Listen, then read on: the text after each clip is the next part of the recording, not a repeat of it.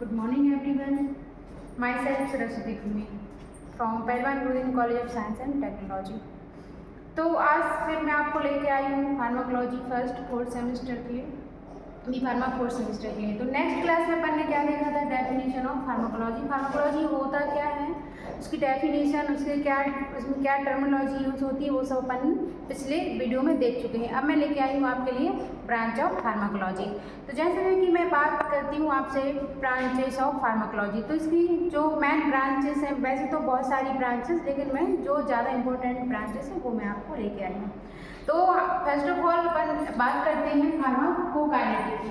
तो मैंने थोड़ा सा फार्माकोकाइनेटिक का इंट्रोडक्शन नेक्स्ट वीडियो में भी दिया था, जो अपन मतलब पहले अपलोड हो चुका है। तो फार्माकोकाइनेटिक क्या होता है? फार्माकोकाइनेटिक जो है ग्रीक वर्ड से लिया गया है। इसका फार्माकोन का मीनिंग क्या होता है? ड्रग। और काइनेसिस का मीनिंग होता है movement. That means movement of drug. जो मूवमेंट ऑफ ड्रग होते हैं इसमें भी 4 प्रोसेस इन्वॉल्व होती हैं। वो होती हैं हमारी 4 process involve in pharmacokinetics, ADME। तो जो ADME है ये हमारा फॉर एब्जॉर्प्शन।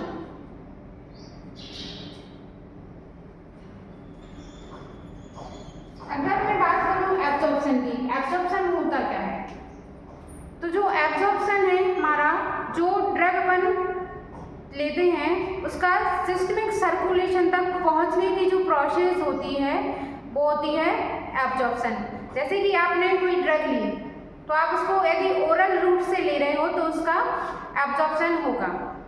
ठीक है, आपने कोई ड्रग ली, टैबलेट, कैप्सूल, कुछ भी, ठीक है, तो सबसे पहले वो कहाँ जाएगा? स्टमक में जाएगा। स्टमक में जा करके वो डिसइंटीग्रेट होगा, डिसॉल्व होगा, देन उसके बाद वो आगे की तरफ मूव कर जाएगा। तो जैसे वो स्मॉल इंटेस्टाइन में पहुंचेगा, स्मॉल इंटेस्टाइन में ही उसका क्या होता है? एब्जॉर्प्शन होता है। अब एब्जॉर्प्शन वहाँ बहुत ज़्यादा हाई रेट के में होता है। तो जो हमारा स्मॉल इंटेस्टाइन होता है वहाँ से क्या होता है? एब्जॉर्प्शन होता है। अब वहाँ से क्यों होता है, स्टमक से क्यों नहीं होता है? ये भी तो मतलब समझने की बात है। तो हमारे स्टमक में होता है, लेकिन उसका जो रेट बहुत ज़्यादा स्लो होता है। जो म्यूकस मेम्ब्रेन है उसके थ्रू एब्जॉर्प्शन होता है, लेकिन उसकी जो रेट है बहुत ज़्यादा स्लो होती है, और जो हमारा ड्रग है वो बॉडी में आगे मूव कर जाता है। तो ये कहाँ पहुँचता है? Small intestine. स्मॉल इंटेस्टाइन में क्या होता है?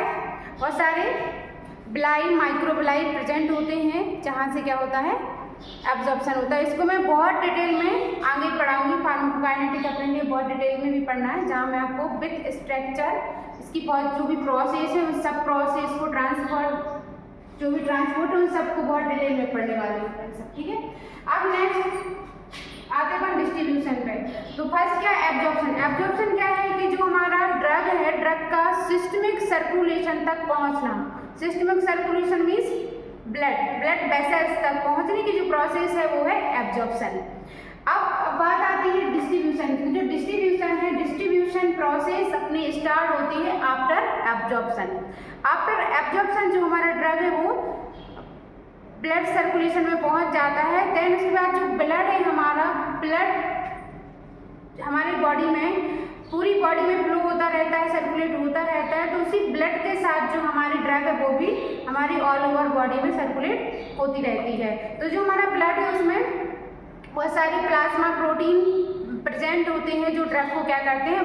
बाइंड करते हैं, और बाइंड करके पूरे बॉडी में सर्कुलेट होते रहते हैं। जहाँ ड्रग की नीड होती है वहाँ तक ट्रांसपोर्ट करने का काम कौन करता है?